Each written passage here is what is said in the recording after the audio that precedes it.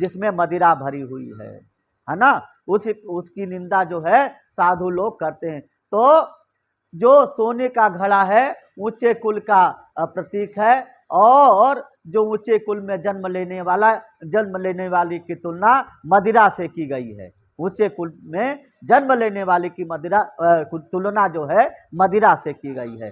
तो बेटा ये है। और कहते ना, तुलसीदास ने भी कहा कि ऊंच निवास नीच करतूती। निवास तो ऊंचा है आपका, लेकिन करतूतें नीची हैं। हाँ, वेश्या के पैरों तले सो रहे हैं। तो बेटा ये ठीक नहीं है। दारू पीना, ब्राह्मण कुल में जन्म ले लिया, दारू पीता है और जो है अनेक घटिया कर्म करता है, तो उस ब्राह्मण कुल में जन्म लेना उसका कलंक है, उसको अभिशाप है ना। तो मैं पीछे पीछे बोलूंगा, आप सही बोलेंगे। मोको कहाँ ढूंढे बंदे, मैं तो तेरे पास में। बोलो, मोको कहाँ ढूंढे बंदे, मैं तो तेरे पास में। एक साथ बेटा, मोको कहाँ ढूंढे बंदे, मैं तो तेरे पास में। अब बोलो,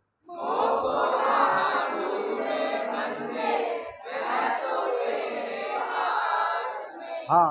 ना मैं मस्जिद ना मैं देवल, बोलो, ना काबे कैलाश में। हाँ, ना मैं मस्जिद ना मैं देवल, ना काबे कैलाश में। ना तो कौन क्रिया कर्म में, नहीं जोग बैराग में। खोजी होए तो तुरत मिली हो, पल भर की तलाश में। कहे कबीर सुनो भाई साधो, सब श्वासन की सांस में। मोको कहाँ ढूंढे बंदे, मैं तो तेरे पास में। एक साथ, हाँ। मोको कहाँ ढूंढे बंदे, मैं तो तेरे पास में।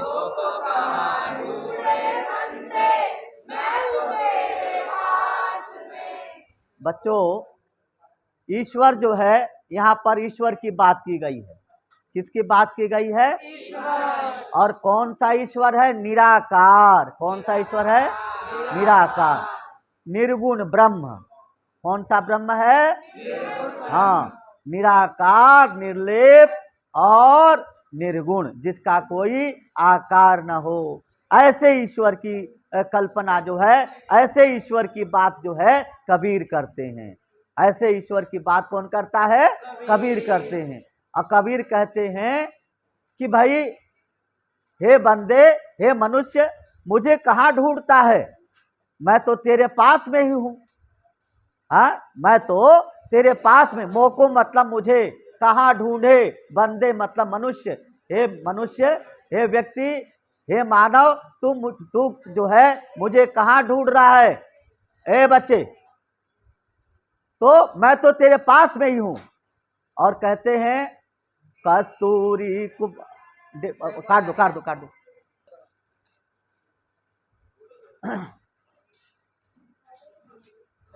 तो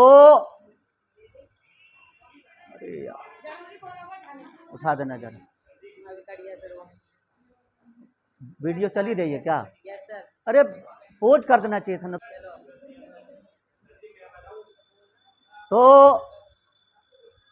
तो कहा कि ना तो मुझे कहते कस्तूरी कुंडली बसे मृग ढूढ़े बन माही, ऐसे घट घट राम है दुनिया देखे नाही।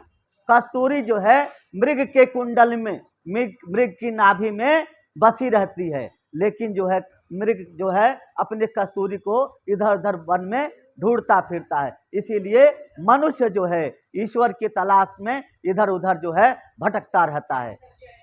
हाँ हाँ हाँ बिल्कुल, हरिद्वार केदारनाथ जाता रहता है, लेकिन जी ईश्वर, हाँ ईश्वर जो है आपके पास में ही है। ठीक है, ईश्वर जो है आपके पास में ही है।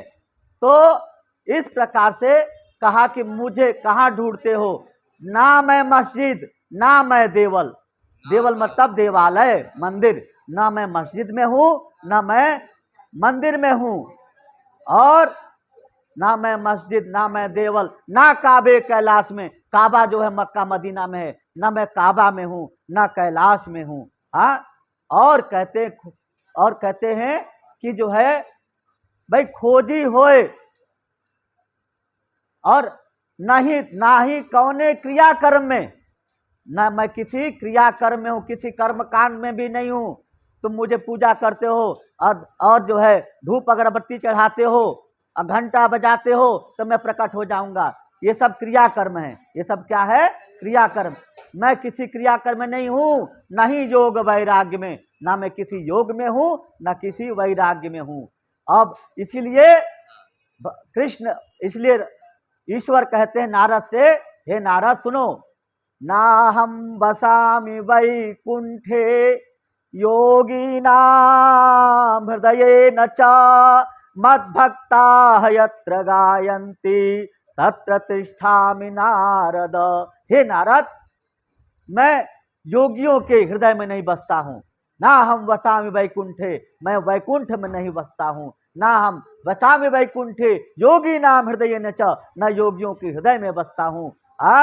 ना ना योगी ना हृदय, मद भक्ता यत्र गायन्ति, मेरे भक्तगण जहाँ मेरा गुणगान करते हैं वहीं मैं रहता हूँ। इसीलिए कहा कि हरि व्यापक है, हरि व्यापक सर्वत्र समाना, प्रेम सो प्रगट होई मैं जाना। ईश्वर जो है सब जगह प्रकट है, सब जगह विद्यमान है। और प्रेम सो, जो प्रेम से पुकारता है वो उसके पास ईश्वर जो है चले आते हैं। जो प्रेम से पुकारता है उसके पास ईश्वर क्या करते हैं? चले आते हैं, है ना। तो इसीलिए कहा कि ना मैं किसी क्रिया कर्म में हूँ, और खोजी हो तो तुरते मिली हूँ, जब तुम मुझे ढूंढोगे मैं तुरंत प्रकट हो जाता हूँ। और कहते हैं तुरते मिली हो, तुरंत ही जो है मिली हो मतलब मिलूंगा। और कहे कबीर, कबीर कहते हैं और सब शासन की सांस में, मैं सभी श्वासों के सांस में हूँ, एक श्वास में हूँ, एक जगह है, हर जगह में विद्यमान हूँ। इसलिए कहते हैं कि भाई ईश्वर जो है सब जगह विद्यमान है। ईश्वर का निवास जो है सब जगह है। ईश्वर को कहीं ढूंढने नहीं जाना पड़ेगा। बेटे बात नहीं, ईश्वर को कहीं आपको ढूंढने नहीं जाना है। ईश्वर कहाँ है? आपके पास है, आपके हृदय में ईश्वर का वास है। ठीक है। अब बेटा दूसरा जो पद है वो है संतो भाई। संतो भाई आई ज्ञान की आंधी रे, बोलो संतो भाई आई। हाँ, संतो भाई आई ज्ञान की आंधी रे। और आगे क्या है? हाँ, भरम की टाटी सब उड़ाई न, बोलो भरम की टाटी सब उड़ाई ने, मोह बलिंदा फूटा। और आगे क्या है? हित चित्र की थुनी गिराई न।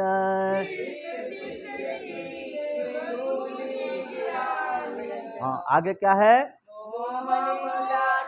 हाँ, मोह बलिंदा टूटा और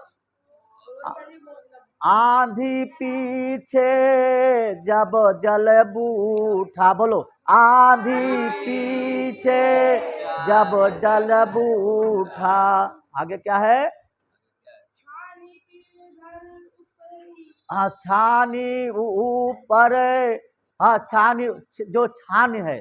तो खैर, तो संतो भाई, हे संतो, हे सज्जनों, ज्ञान की आंधी आ गई है। आंधी किसकी आई है? ज्ञान की। और जब आंधी आती है तो क्या होता है? छान छप्पर सब उड़ जाते हैं। हाँ, छान छप्पर सब उड़ जाते हैं। और जो है मजबूत होता है वो रह जाता है, लेकिन सब जो है उड़ जाते हैं, है ना? उड़ जाते हैं सब। लेकिन जो है अब कहा कि भाई अब हे संतो, ज्ञान की आंधी आ गई है। अब ज्ञान की आंधी आने से क्या हुआ? आगे क्या है बेटा? और जोग जुगति कर संतो बांधी। हाँ, निरचु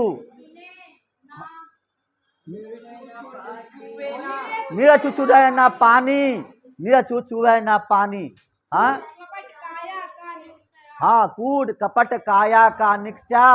हरि की गति जब जानी। हाँ, हरि की गति जब जानी रे। हाँ, हाँ, आंधी पीछे जो जल बूठा। और अब जो है, और बस अब जो है तो इस प्रकार से ये आंधी आती है तो सब कुछ उड़ा ले जाती है। अरे बच्चे, तो और जो मजबूत होता है वो जो है रह जाता है। लेकिन जो है यहाँ पर सब ज्ञान की आंधी आने से मोह का बलिंदा, बलिंदा मतलब होता है बेटा भांडा, भांडा फूटना, पोल खुलना, पोल बलिंदा, पोल। तो मोह का बलिंदा जो है भांडा फूट जाता है और हित चित्त दोनों की जो है थुनी मतलब जो होता है खंबा, खंबा जो है गिरा दिया। और हित और चित्त जो है, हित क्या है? हित जो है अपना, चित्त जो है मन के भीतर जो है चित्त होता है, उसके अंदर जो विकार होता है उसको जो है गिरा दिया। हाँ, ज्ञान की आंधी ने गिरा दिया। उसके बाद जो है कहा कि भाई कूल कपट काया का निपचा। और कपट जो है, काया मतलब शरीर, शरीर का जो है कपट निकल जाता है। और कहा कि भाई नीरज न चूहे पानी, ऐसा करो कि भाई ऐसी बात करो ताकि तुम्हारा जो पानी मतलब जो है चूहे न पानी, पानी न चूहे, अर्थात जल भाव रूपी जो जल है वो जो है बरसता रहे, भाव रूपी जल की वृष्टि होती रहे। और कबीर कहते हैं कि भाई ऐसा काम करो, माया मोह ये सब जो है ज्ञान रूपी आंधी से निकल जाता है। और आंधी पीछे जब जल बूठा, आंधी जाने पर जो है बूठा मतलब वर्षा। हाँ, जल की वृष्टि हुई। किस जल की वृष्टि हुई? ज्ञान रूपी जल की वृष्टि हुई, भाव रूपी जल की वृष्टि हुई, श्रद्धा रूपी जल की वृष्टि हुई। हाँ, बुद्धि रूपी जल की वृष्टि हुई, बुद्धि रूपी जल की वर्षा हो गई। तब सब कुछ जो है सब सफाया हो गया और जो है पूरा मन जो है स्वच्छ हो गया, निर्मल हो गया। यही कबीर कहते हैं बेटा। और कबीर के बारे में मैं और थोड़ा सा बताना चाहूँगा। कबीर का जो जन्म हुआ था, कबीर का जन्म जो है बनारस में लहरतारा नामक गांव में उनका जन्म हुआ। और कबीर को कहते हैं कि कई लोगों ने यही कहा है कि कबीर को एक तालाब के किनारे नीरू और नीमा नाम के दो जुलाहे ने पाया और उनका पालन पोषण किया। और कबीर जब बड़े हुए तो हर बेटे कबीर जब बड़े हुए तो हर जगह जो है उन्होंने सब कुछ लिखा, पढ़ा लिखा नहीं, लेकिन जो है उन्होंने जो कुछ भी देखा सुना अपनी अपनी बात को लिख डाली। दोनों को, हिंदू मुसलमान सिख ईसाई सबको हराया। कबीर का जो समय शुरू होता है 1350 के से लेकर के और 1450 तक 1500 तक उनका समय होता है। उसमें मुसलमानों का राज्य था, तो कबीर ने जो कुछ भी उस समय कहा सुना, मुसलमानों को देखा और दोनों को हड़काया। तो कबीर की कुछ रचनाएं बेटा, कबीर ग्रंथावली, कबीर वाणी, कबीर की उलट बासियां, और कबीर ने बीजक लिखे, और कबीर के कुछ पद जो है गुरु ग्रंथ साहब में भी लिखे गए हैं। तो इस प्रकार से मैंने कबीर के बारे में, कबीर के पद आपको पढ़ाया, और आपको ये वीडियो, आपका ये शिक्षण कार्यक्रम जो है आपको बहुत अच्छा लगा होगा। प्यारे बच्चों, आपने पढ़ा और इस बात को सुना और ध्यान दिया। बहुत बंद कर दो, बस।